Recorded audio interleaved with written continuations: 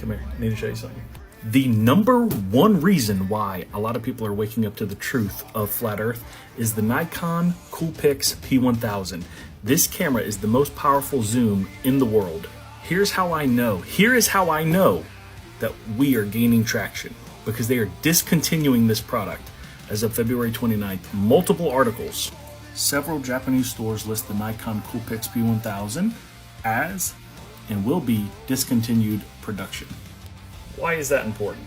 Here's why it's important. The number one proof, besides people who believe in the Bible, for flat Earth is the fact that you can see way too far.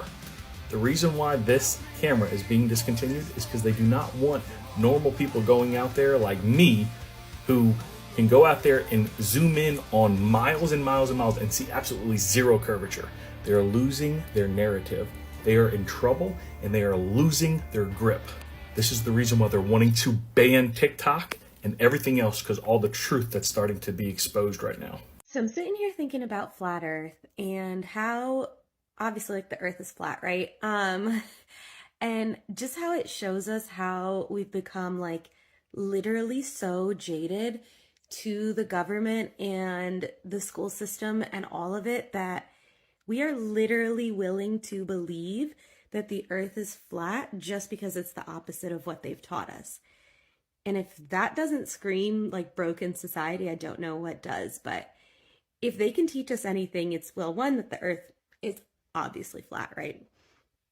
And two, that we'll just believe anything that's the opposite of what they tell us because they've lied to us so much. Now I'm about to prove to you that the so-called planets are not physical objects. So this is what NASA shows us versus what one of the most powerful zoom cameras in the world, which is the Nikon P900, actually shows us. For starters, this is what NASA says Saturn looks like versus what it actually looks like. Guys, this is what our planets actually look like, and not this fake CGI cartoons that NASA gives you. Also, how is it when you point a camera at the North Star, which is Polaris, all the stars around it do perfect circles? Also, if you weren't aware, the constellations realign in the same exact spot every 365 days, which means we are absolutely not doing this, hurtling through space, spinning at 1,000 miles an hour, chasing the sun at 67,000 miles an hour. How would it be possible to see the same exact constellations in the same exact spot every year? Come on, guys, think about it. To me, this represents the truth movement. I cracked the code of Avatar. So the story of Avatar is this government soldier who goes into the body of this being to learn the ways of these beings, be a shill, and earn their trust so they can steal all their resources. But during his journey of infiltrating this race, he found love, not just for this being, but for the culture. And eventually he would fight to protect everything that they are. He found family in this culture. This guy was sent to infiltrate them, right? To trick them. He was a shill, made to act like them so that he could deceive them. But he found family and found out that that culture was actually more real than the culture he was from. Now there's a war, and when it comes to choosing sides, he chose their side. So this government shill was sent to infiltrate the truth movement. And in doing so, this shill found that there was love, truth, and admiration in this truth culture that he was sent to destroy. I've met a lot of people who started out as shills, sent here to learn our ways and gain our trust, who now will fight for us. They actually enjoy our company. So I wonder, when it all goes down, how many of these shills who are sent here to act like us and to gain our trust will actually decide that they're on our side at the end of the day. This poor soul has no idea what he's talking about. Take a listen to his nonsense. When you look at the stars in the northern hemisphere, they rotate counterclockwise around the North Pole. In the night sky in the southern hemisphere, the stars rotate clockwise around the South Pole. Please elaborate and explain how. First of all stars move from east to west, as the U.S. Navy video teaches on celestial navigation. Using ancient man's concept that the Earth is stationary, We imagine the celestial bodies on the celestial sphere to rotate from east to west. And second, this is so easy to understand that any 3-year-old kid can do it, except this poor soul. Look at this car going from east to west, in between these two guys. The person number 2 in the north faces south and sees the car moving from his east to his west. Same thing with the stars. The person number 1 in the south faces north. He sees the car moving from his right to his left. Same thing with the stars. Remember, all stars move from east to the west.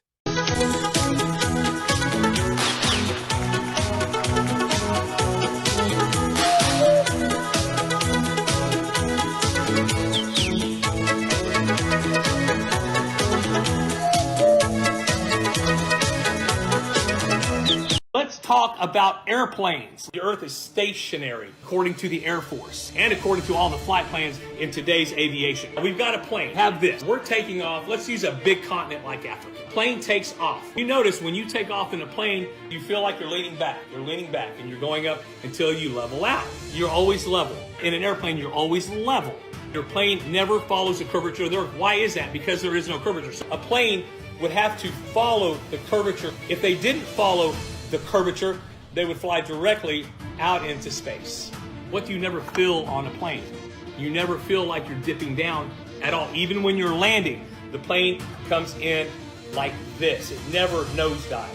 The only time the nose is up is when it's taking off or trying to gain altitude. But coming down, it stays level. Where is all of this possible?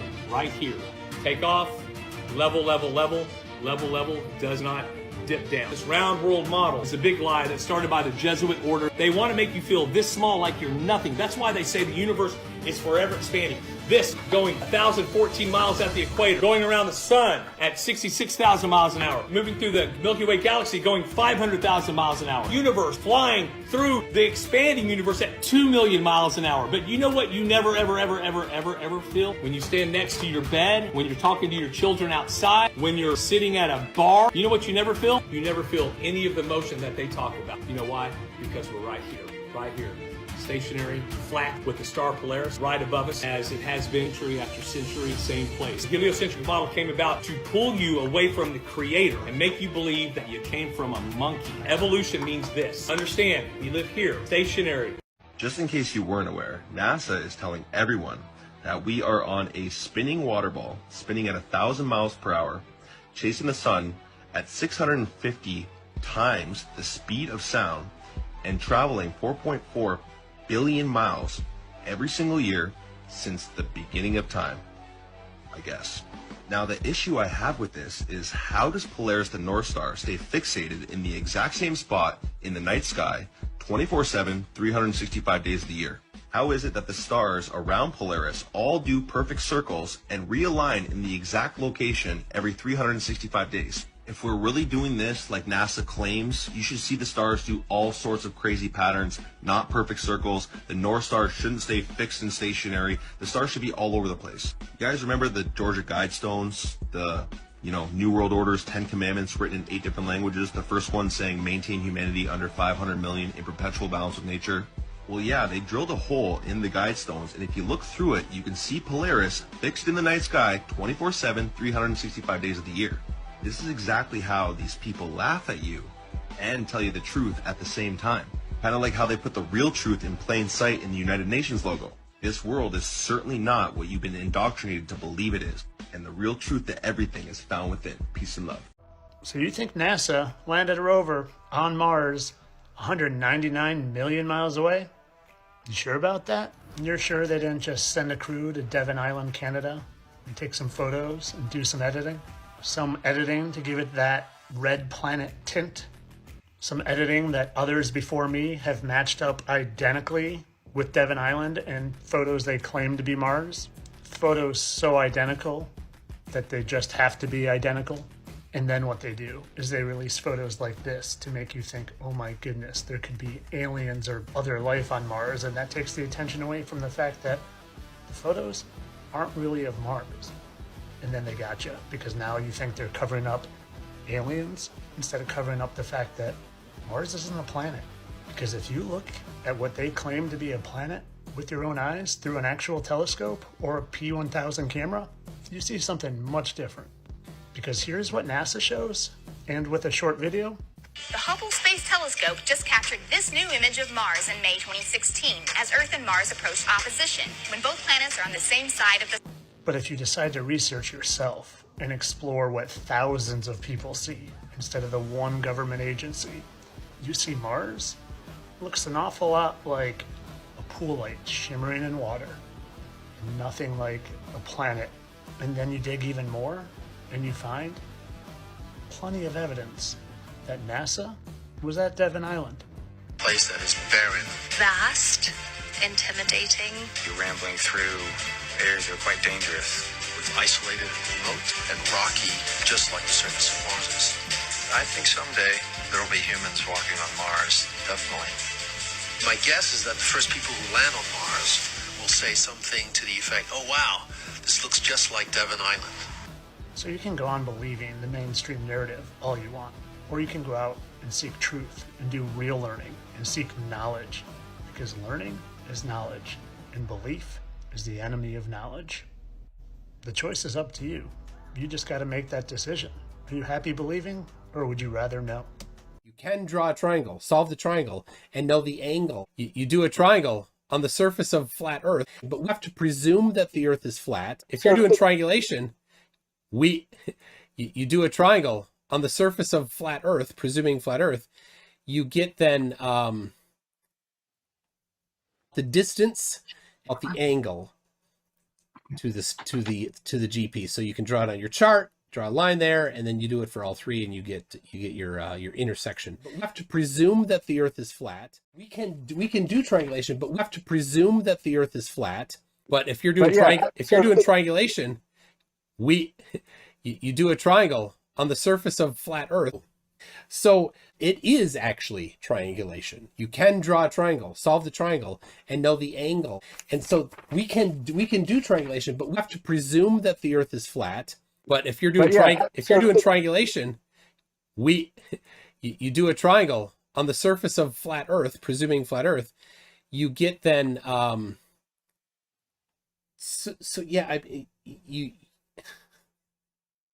don't know. Yeah, we can. We can go to a lake and prove it. Okay, this is what makes me think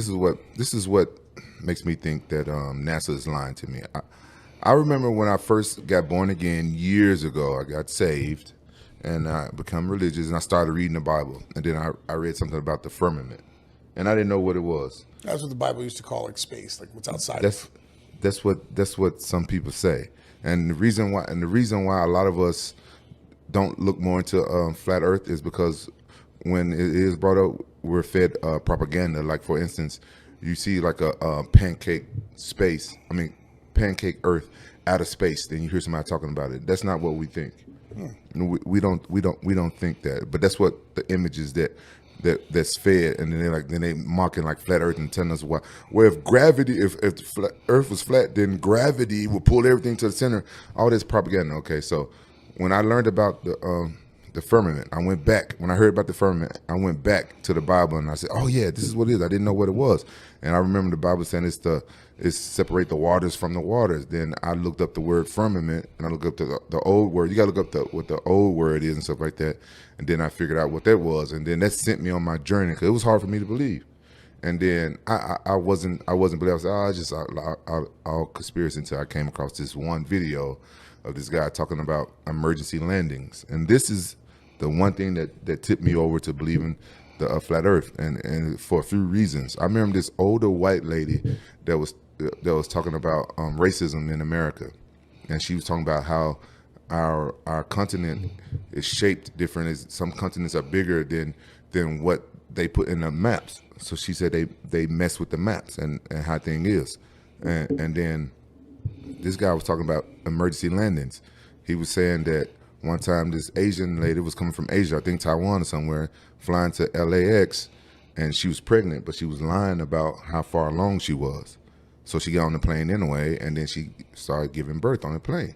So they had to make an emergency landing from Asia to Alaska. And if you pay attention to where Alaska is on the globe, that is not an emergency landing.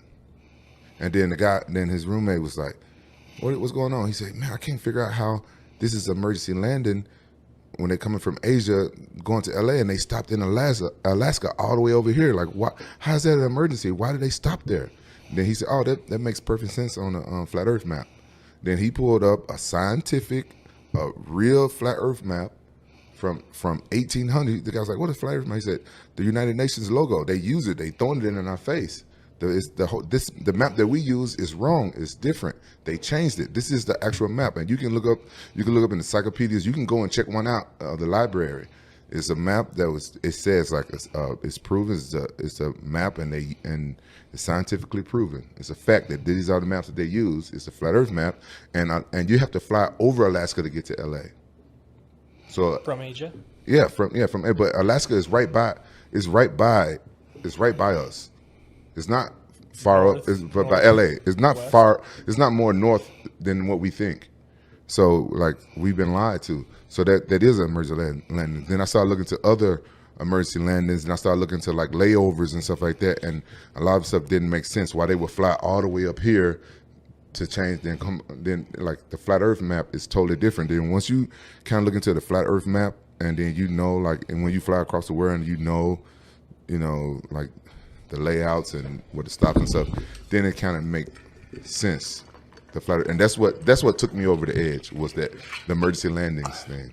The flat Earth map dates back over 1,000 years.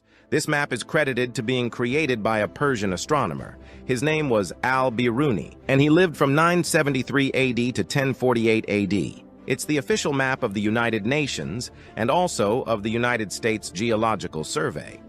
It used to be present in many places before the creation of NASA and the Antarctic Treaty in 1959. Here you see it with Admiral Byrd. This map has been restored by Dmitry from Russia with suggestions of mine, Eddie Alenkar, known by my YouTube channel Flat Earth Banjo. I asked Dmitry to include the Bermuda Triangle and Point Nemo, a place deep in the Pacific Ocean where NASA buries rockets. Then Robert Tozzi, a professional map maker, came along and enhanced the map even more. There are many people now selling this map online, but if you could order it from my online store, I would greatly appreciate it. Visit my store now and order one of the items. I humbly thank you.